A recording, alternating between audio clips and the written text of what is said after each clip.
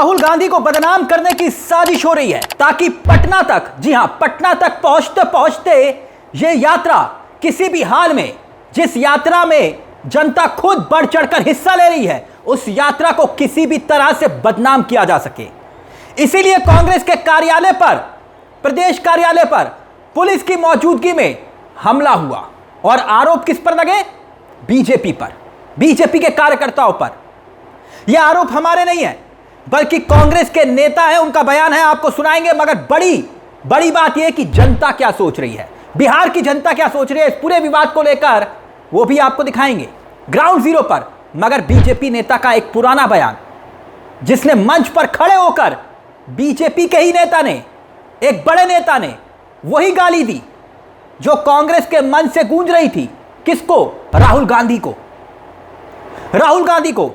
मगर ground zero पर जो जनता है वो क्या सोच रही है, वो इसलिए भी जानना जरूरी है क्योंकि ये जो मुद्दा बनाने की कोशिश भारतीय जनता पार्टी कर रही है, जनता के जहन में क्या है। हमारी सहयोगी मीरा राजपूत ग्राउंड जीरो पर लगातार नॉन स्टॉप आप तक कवरेज पहुंचा रही है बिहार की पल पल की खबर ग्राउंड जीरो से।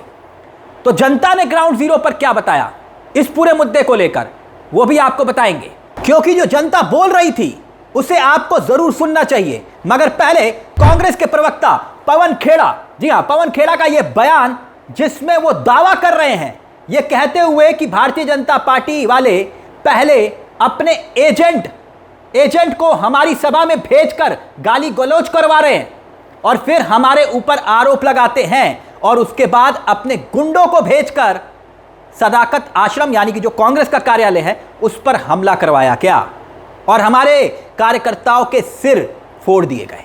कौन कह रहा है? कांग्रेस के नेता, कि बदनाम करने की कोशिश हो रही है, षड्यंत्र रचा जा रहा है बीजेपी की तरफ से। सुनिए जरा वो क्या कुछ कह रहे हैं पवन खेड़ा, और फिर आपको बताएंगे वो बीजेपी का नेता कौन है जिसने मंच से खड़े होकर राहुल गांधी को यही मां बहन की गाली दी थी, वो भी बताएंगे आपको। लेकिन पहले जरा देखिए पवन खेड़ा क्या कुछ कह रहे हैं। ये भारतीय जनता पार्टी का एक टूल किट है जो अब बाहर आ चुका है। पिछले 11 साल से बार बार इस टूल किट का इस्तेमाल होता है। पहले अपने एजेंट्स को हमारी सभाओं में भेजना, इस तरह की गाली गलौज करवाते हैं, गंदे भद्दे नारे दिलवाते हैं, फिर हम पर हमला बोलते हैं कि हमारे लोग थे। उसके बाद आज जो गुंडागर्दी की सदाकत आश्रम, ये इस तरह की एक रूलिंग पार्टी की ये तरीका लगता है आपको? सदाकत आश्रम में हमारे कार्यकर्ताओं के सर फोड़े गए। गलती आप खुद करो, षड्यंत्र आप रचो, बदनाम हमें करने की कोशिश करो, मुद्दा बनाओ ताकि ध्यान हटे आपकी वोट चोरी से। आप रंगे हाथों पकड़े गए हो, इसलिए आप बौखलाए हुए हो, इसलिए आप ये टूल किट लाए हो। ये टूल किट अब नहीं चलेगा, लोग आपकी बातों में अब नहीं आने वाले। हम जानते हैं कि इस टूल किट का अगला हिस्सा क्या है। मोदी जी आएंगे, आंसू बहाएंगे और कहेंगे देखो मुझे गाली दे दी, मुझे गाली दे दी। अब ये चलने वाला नहीं है। लोग आपकी साजिशों को समझ चुके हैं, लोग आपकी चोरी को पकड़ चुके हैं। तो क्या वाकई में मोदी सरकार वोट चोरी करते हुए रंगे हाथों पकड़ी गई, इसीलिए यह बौखलाहट अब सड़कों पर दिखाई दे रही है? मगर सवाल बड़ा है दोस्तों, आपसे मेरा सवाल है कि आखिर इस गाली वाली राजनीति की शुरुआत किसने की थी? यह जो गाली वाली राजनीति, जर्सी गायें, 50 करोड़ की गर्लफ्रेंड और ना जाने कितने ऐसे बयान आपको सोशल मीडिया पर मिल जाएंगे। मगर हम फिर कहते हैं कि इस राजनीति में इस तरह की भाषा का इस्तेमाल बिल्कुल गलत है, कोई जगह नहीं। मगर बीजेपी के वो होनहार सांसद रमेश बदूड़ी तो आपको याद होंगे, जिन्होंने एक सांस में 1 मिनट में 11 गालियां दे दी थी, और वो संसद में खड़े होकर बकायदा उसको लेकर किसने माफी मांगी? मगर बड़ा सवाल ये दोस्तों कि बिहार की जनता इस पूरे विवाद को लेकर क्या सोचती है। सुनिए जरा, हमारी टीम जैसे ही ग्राउंड जीरो पर पहुंचकर जनता से पूछ रही थी, जो मीरा राजपूत हमने बताया हमारी सहयोगी ग्राउंड जीरो पर है, और बिहार की जनता ने इस पूरे मुद्दे को लेकर क्या कहा सुनिएगा। और फिर उस बीजेपी नेता से भी आपको मिलाएंगे जिसने मंच पे खड़े होकर राहुल गांधी को मां बहन की गाली दी थी, और तब बीजेपी के यही नेता गाली पर ताली बजा रहे थे। लेकिन पहले जरा देखिए जनता क्या कह रही है बिहार की, सुनिए जरा। हम लोगों महागठबंधन के नेता लोगों को यहाँ पर स्वागत के लिए चप्पे चप्पे गोपालगंज एकदम जाम हो गया है। और ये लोग जो भाजपाई लोग जो है ना, आप जानते हैं कि ये लोग अफवाह मास्टर हैं या झूठ के पुलिंदे हैं। ये लोग जो अपना ही लोगों को भेजकर कहीं ना कहीं भीड़ में दंगा फसाद करवाना चाहता है और हमारे महागठबंधन के नेता को बदनाम करना लोग चाहता है। आप कह रहे हैं ये साजिश है? एकदम साजिश है, साजिश के तहत ये लोग किया है। और आपको ऐसा क्यों लग रहा है कि एकदम सब जगह साजिश है, एकदम सब जगह घबरा गए हैं लोग यात्रा को रोकने के लिए और यहाँ पर दंगा फसाद कराने के लिए लोग कर रहे हैं। बीजेपी कार्यकर्ता कह रहे कोई अपशब्द बोलेगा हम बर्दाश्त थोड़ी ना कर लेंगे। एकदम हमारे पार्टी का महागठबंधन का संस्कार नहीं है अपशब्द बोलने का, एकदम अपशब्द बोलने का। आप सुन रहे हैं भाजपा लोगों का अपशब्द बोलने का, या कहाँ कहाँ क्या क्या लोग बोल रहा है कि मोदी जी के विषय में भी क्या क्या बोल रहा है, उसका आप लोग नहीं चला सकते हैं, उनकी अपशब्दता को आप लोग नहीं चला सकते हैं। लेकिन महागठबंधन का नेता अगर छींक भी देगा ना तो आप लोग चलाने के लिए तैयार रहते हैं। आरजेडी के चाहे राहुल जी के कार्यकारिणी में कोई घुसा और कुछ बोल गया तो ये तो राहुल जी नहीं भेजे हैं ना, तेजस्वी जी नहीं ना भेजे हैं। पर जिम्मेदारी तो बीजेपी ने उन्हीं की तय कर दी है ना, क्योंकि उनका काम है। तो कुछ भी बोल देते हैं तो इसका मतलब क्या हुआ? बीजेपी वाले तो कुछ भी बोल देते हैं। मस्जिद मंदिर के नाम पे मुसलमानों हिंदुओं को लड़ाते हैं, सब तो वही कराते हैं, तो इसका मतलब क्या हुआ कि मोदी जी उसका गारंटी लेंगे? ये तो पब्लिक का बेवकूफ़ी है ना कि ये सब लैंग्वेज बोलते हैं, गलती है पब्लिक का है, नेता का नहीं है। को तो बर्दाश्त नहीं करना चाहिए, लेकिन हम बोलते हैं तो सजा हमको मिलना चाहिए, हमारे नेता को नहीं मिलना चाहिए। हमारा नेता का क्या गलती है? हमारा नेता एकदम निष्पक्ष है, अच्छा है, इतना साफ सुथरा नेता इंडिया में कोई है भी नहीं। अच्छा, इस चीज का गारंटी हम लेते हैं। इतना प्यार इतना प्यार। I love you Rahul Gandhi, I love you Rahul Gandhi, I love you. दोस्तों बड़ी बात यह है कि महज 60 घंटे के बाद, लगभग 50 से 60 घंटे के बाद राहुल गांधी की यह यात्रा पटना पहुंचने वाली है, यानी कि अंतिम पड़ाव पर पटना में जो वोटर अधिकार यात्रा है उसका समापन होना है। और शायद पिछले 5-6 साल के भीतर यह सबसे बड़ा शक्ति प्रदर्शन इंडिया गठबंधन का हो सकता है। सभी राजनीतिक दल यहां पे मौजूद होंगे। खबर इस तरह की है।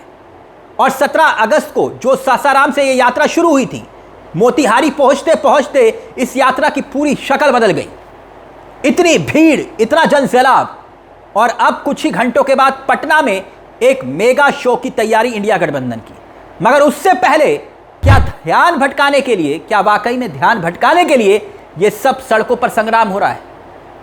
क्या बकायदा मनोज झा जो आरजेडी के सबसे बड़े तेजतर्रार सांसद हैं, वो भी यही बात बोल रहे हैं, कुछ कह रहे हैं वो सुनिए जरा। और फिर उसके बाद सचिन पायलट का भी बयान है, वो भी आपको सुनाएंगे। और उस बीजेपी नेता से, सांसद से आपको रूबरू करवाएंगे जिसने मंच से खड़े होकर गाली दी थी। लेकिन पहले सुनिए मनोज झा क्या कुछ कह रहे हैं।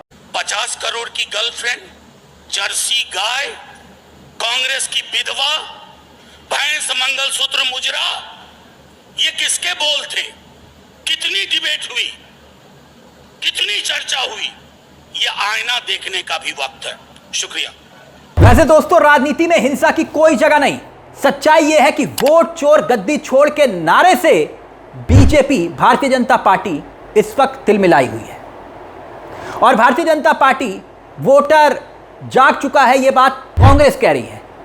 और अब उसी का नतीजा है कि इस पूरी यात्रा में जनसैलाब दिखाई दे रहा है। और अब यह कहा जा रहा है कि भाई ये अब एक्शन का रिएक्शन है जो सड़कों पर दिखाई दे रहा है।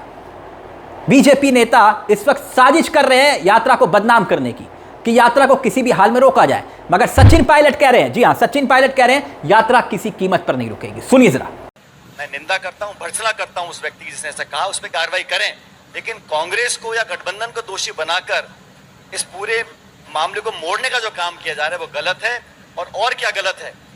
सदाकत आश्रम पे आप इस तरह अटैक करवाएंगे, हिंसा का सहारा लेकर आप क्या संदेश देना चाहते हैं? आप संवाद करें, चर्चा करें, राजनीतिक लड़ाई लड़ें, हम तैयार हैं। लेकिन हिंसा का सहारा लेकर आप क्या साबित करना चाहते हैं? मैं चाहूंगा इस पर कार्रवाई करें मुख्यमंत्री जी और केंद्र सरकार। अगर चुनाव के बीच इस प्रकार की कार्रवाई होगी तो क्या संदेश देना चाहते हैं आप? लोगों को डराना चाहते हैं? कोई सहम जाएंगे? यात्रा चलती रहेगी, बुलंदी से चलेगी और तमाम लोग जो गांधी में विश्वास रखते हैं, सच्चाई में विश्वास रखते हैं, वो संघर्ष करते रहेंगे। लेकिन आप कह रहे हैं अभद्र भाषा का प्रयोग अगर कोई भी करता है उसकी मैं निंदा करता हूं, भर्त्सना करता हूं। मगर दोस्तों बड़ी बात यह है कि जिस गाली को लेकर भारतीय जनता पार्टी सवाल उठा रही है और नाराजगी जायज है, हम कह रहे हैं बिल्कुल जायज है, जतानी चाहिए। और देश के प्रधानमंत्री को ऐसी गाली बिल्कुल कबूल नहीं होनी चाहिए, बिल्कुल सही है। मगर गाली को लेकर अलग अलग पैमाना क्यों? बीजेपी के नेता सत्यपाल सिंह सत्ती, जानते हैं आप इनको? सत्यपाल सिंह सत्ती, जी हाँ, ये वही सत्यपाल सिंह सत्ती हैं। इनका पुराना बयान वायरल हो रहा है, सुना नहीं सकते, मसला कॉपीराइट का है। मंच से बकायदा चुनाव आयोग ने जब इन्होंने गालियां दी राहुल गांधी को, तो इन पर बैन लगा दिया चुनाव आयोग ने। मगर बीजेपी उस वक्त गाली पर ताली बजा रही थी, कोई चर्चा, कोई डिबेट नहीं, कोई माफी नहीं। मगर अब बवाल हो रहा है, तो फिर अलग अलग पैमाने क्यों? मगर इसको लेकर जो बिहार कांग्रेस के सोशल मीडिया हैंडल से लिखा गया है, उस पर भी दोस्तों गौर फरमाइएगा, क्योंकि ट्विटर हैंडल से यह दावा किया गया है कि यह पुलिस की मौजूदगी में पूरा बवाल हो रहा था। जब ये लाठी डंडे चल रहे थे, सर फोड़े जा रहे थे, पत्थर फेंके जा रहे थे, और तब उस वक्त पुलिस वहां पे मौजूद थी। आप देख सकते हैं बिहार कांग्रेस का ये सोशल मीडिया पर बाकायदा उन्होंने ट्वीट किया है और आरोप ये लगाया है कि कांग्रेस कह रही है कि पुलिस की निगरानी में ये सब कुछ हुआ, पुलिस वहां पे थी। और अजीब बात देखिए दोस्तों, बाद में खबर ये आई कि पुलिस ने हल्का बल प्रयोग भी किया, लेकिन जब पुलिस वहां पर थी तो ये सब कुछ कैसे हो रहा था? और बाकायदा इस वक्त जो सोशल मीडिया पर तमाम ट्विटर्स पर जो खबरें जो है वायरल हो रही हैं, और आप देख सकते हैं बाकायदा विपक्ष के नेता प्रधानमंत्री के बोले गए हर उस शब्द को, पुराने वाक्यों को, बयानों को, भारतीय जनता पार्टी के नेताओं की गालियों को, उनके पुराने किस्सों को याद दिला रहे हैं। चाहे वो 50 करोड़ की गर्लफ्रेंड का मामला हो, या फिर जर्सी गाय का मामला हो, या फिर तमाम ऐसे मामले। हम फिर कह रहे हैं, यह हकीकत है कि लोकतंत्र में ऐसी भाषा चाहे किसी के लिए भी इस्तेमाल की जा रही हो, वो जायज़ नहीं है, वो ठीक नहीं है, और देश के प्रधानमंत्री के लिए तो बिल्कुल नहीं है, और किसी भी नेता के लिए नहीं है। इसकी निंदा होनी चाहिए। मगर सवाल ये कि भारतीय जनता पार्टी के नेता गाली दे तो ताली बजती है, और जब दूसरी तरफ से गाली हो तो फिर सड़कों पर संग्राम होता है। गाली नहीं देनी चाहिए, लेकिन जिस भाषा का इस्तेमाल खुद देश के प्रधानमंत्री पद पर रहते हुए मोदी कर जाते हैं, तो फिर उस पर ताली क्यों? क्या यह सवाल नहीं है दोस्तों? हम फिर कह रहे हैं, निंदा होनी चाहिए। प्रधानमंत्री को लेकर अगर कोई गलत शब्दों का इस्तेमाल हुआ, उस शख्स के खिलाफ कार्रवाई भी होनी चाहिए, मगर पैमाने अलग अलग क्यों?